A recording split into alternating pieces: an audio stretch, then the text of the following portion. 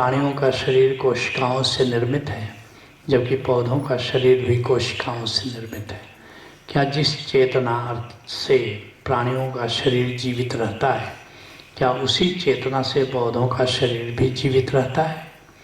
यदि हाँ, तो क्या पौधों में वास करने वाली चेतना कभी मानव शरीर भी धारण करती है? क्या मन, बुद्धि, अहंकार का संबंध चेतना से है? यदि हाँ, तो क्या इन तीनों की यात्रा भी आत्मा के साथ होती है? बहुत सुंदर प्रश्न पूछा है। जो भी चेतन है सब में आत्मा है, सब में। और यहाँ जड़ कुछ है ही नहीं। पत्थर में भी चेतना है, माना कि लोअर डिग्री का है।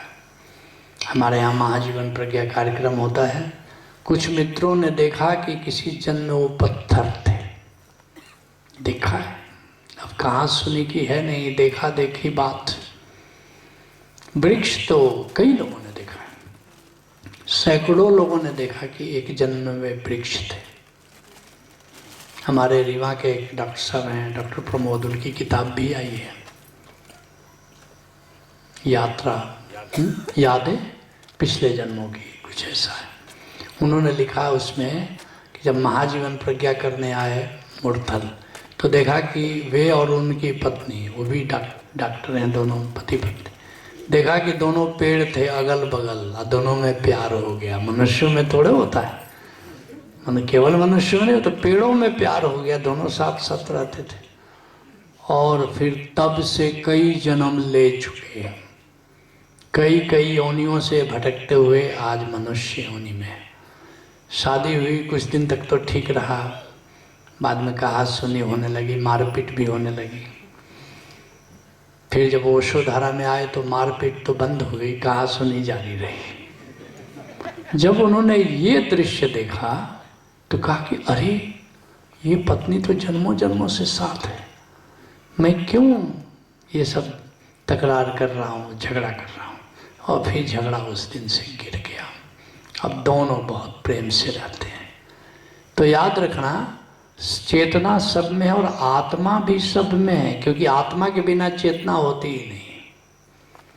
आत्मा के बिना चेतना नहीं होती।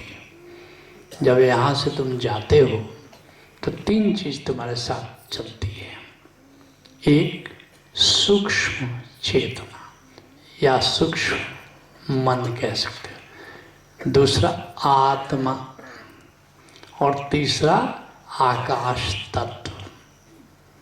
फिर जन्म लेते हो तो चार और तत्व माँ के गर्भ से मिल जाते हैं।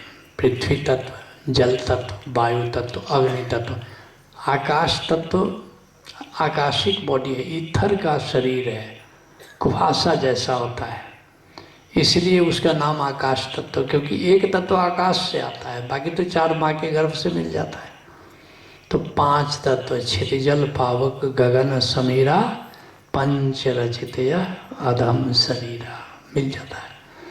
और फिर वो सूक्ष्म जो मन है, चेतना है, वो ब्रेन के थ्रू काम करता, मस्तिष्क के थ्रू काम करना शुरू करती है, तो स्थूल चेतना का जन्म होता है। और फिर मरने के बाद शरीर यहीं रह गया, स्थूल चेतना रह गया, ब्रेन रह गया, और चला क्या, आकाश तत्व चला, सूक्ष्म चेतना चली। और सूक्ष्म चेतना भी देख सकती है, बिना आँख के देख सकती है, बिना कान के सुन सकती है, लेकिन जैसे कुहासे में तुम देख रहे हो, बस इतना ही। लेकिन जब एक बार स्थूल चेतना का रूप ले ले तो स्थूल चेतना में सब कुछ दिखाई पड़ता है। वो ब्रेन आ गया बीच में। इसीलिए सुमिरन कौन करता है? कौन करता है? सुमिरन करती है स्थूल चेतना। इसीलिए मनुष्य शरीर धारण करके लोग आते हैं, क्योंकि सूक्ष्म चेतना से सुमिरन करना मुश्किल है। ज़्यादा से ज़्यादा नाद सुन सकते हो, लेकिन उसको पकड़ के नाद के स्रोत तक नहीं जा सकते। ये केवल मनुष्य शरीर की क्षमता है कि तुम सुबह, इसलिए सारे संत क्या कहते हैं, मनुष्य देह धारण करो ताकि इसमें स्थूल चेतना मिलेगी। मन मिलेगा और ये सुमिरन करेगा। भई परापत मानुख दे हरिया, गुरु अर्जुन देव, गोविंद मिलन की यह तेरी बरिया।